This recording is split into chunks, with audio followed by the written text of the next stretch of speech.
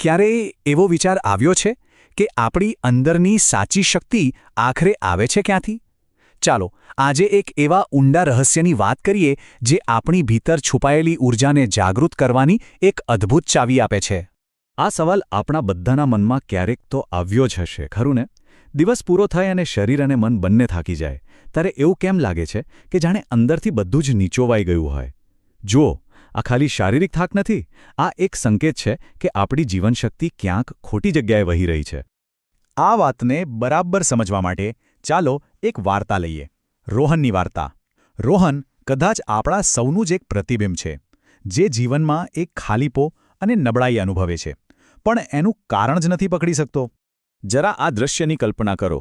રોહનનું જીવન એક કાણાવાળા વાસણ જેવું બની ગયું છે. એને ઇન્દ્રિયોના સુખથી, બહારની ખુશીઓથી ભરવાની કોશિશ તો બહુ કરે છે, પણ જેટલું ભરે છે એટલું જ કાણામાંથી વહી જાય છે. અને જ્યાં સુધી આ લીકેજ બંધ નહીં થાય ત્યાં સુધી સાચી શક્તિ કે શાંતિ મળવી તો અશક્ય જ છે ને? તો પછી રોહનની આ સમસ્યાનું મૂળ કારણ શું છે? જવાબ એકદમ સીધો છે: આત્મનિયંત્રણનો અભાવ, એટલે કે અસંયમ.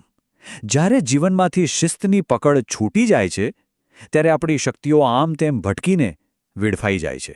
અને આ એક એવી હકીકત છે જે આપણે કદાચ જાણતા હોવા છતાં અવગણીએ છીએ. સાચો આનંદ ઇન્દ્રિયોની પાછળ ભાગવાથી નહીં મળતો, પણ એમને કાબૂમાં રાખવાથી મળે છે. જે વ્યક્તિ પોતાની ઇન્દ્રિયોનો ગુલામ બની જાય એ ક્યારેય સાચા અર્થમાં સંતોષ પામી જ નથી શકતો.